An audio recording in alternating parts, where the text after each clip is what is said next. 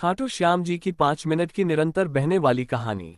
बहुत समय पहले महाभारत के युग में मोरवी नाम की नागन्या और भीमपुत्र घटोत्कच के घर एक अद्भुत बालक ने जन्म लिया। उसका शरीर नीली आभा से चमकता था, इसलिए उसका नाम रखा गया बारब्रीक। बचपन से ही बारब्रीक में ऐसी दिव्य शक्ति थी जो उन्हें अन्य बच्चों से अलग बनाती थी। उन्होंने भगवान शिव और माता काली की कठोर तपस्या की और तपस्या से उन्हें 3 अमोघ बाण मिले, ऐसे बाण जो चाहे तो पूरा युद्ध एक पल में समाप्त कर सकते थे। बारब्रीक ने एक प्रण लिया कि वे हमेशा कमजोर और हारने वाले पक्ष का साथ देंगे। समय बीतता गया और महाभारत का महान युद्ध शुरू होने वाला था। बारब्रीक का मन युद्ध देखने को उत्सुक हुआ। उन्होंने अपना धनुष उठाया और कुरुक्षेत्र की ओर चल दिए। चलते चलते वे सोचते रहे कि कौन सा पक्ष कमजोर होगा, किसका साथ देना चाहिए। उन्हें पता नहीं था कि वही प्रण भविष्य में महायुद्ध का परिणाम बदल देगा।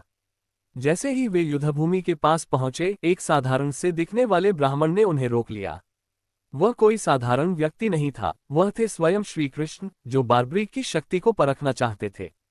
कृष्ण ने पूछा, युवक तुम कौन हो और कहाँ जा रहे हो?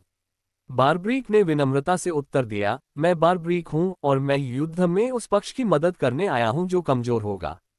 कृष्ण ने उनके 3 बाणों की शक्ति देखने की इच्छा जताई।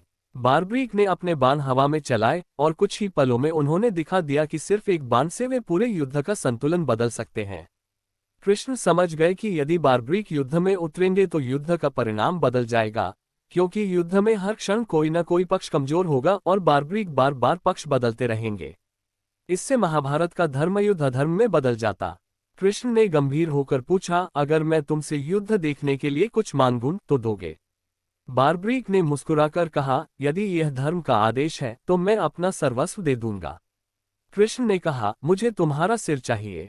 बारब्रीक एक पल शांत रहे, फिर अपने हाथ जोड़कर बोले, यदि यही मेरा धर्म है तो मैं अपना सिर अर्पित करता हूँ। उस क्षण की गंभीरता को देखकर पृथ्वी तक कांप गई, पर बारब्रीक ने बिना किसी हिचक के अपना सिर दान कर दिया। कृष्ण प्रसन्न होकर बोले, आज तुमने किसी योद्धा की नहीं, एक भक्त की पहचान दिखाई है। कलियुग में तुम श्याम नाम से पूजे जाओगे। जहां मेरा नाम होगा वहां तुम्हारा भी होगा। कृष्ण ने बारब्रीक का सिर एक ऊंची पहाड़ी पर स्थापित किया, जहां से उन्होंने पूरा महाभारत युद्ध देखा। जब युद्ध समाप्त हुआ, पांडव आपस में विवाद करने लगे कि विजय किसके कारण हुई। तब कृष्ण ने कहा, इसका उत्तर वही देगा जिसने पूरा युद्ध देखा है। बारब्रीक के सिर ने कहा, विजय केवल श्री कृष्ण की रणनीति से हुई है, किसी और की नहीं।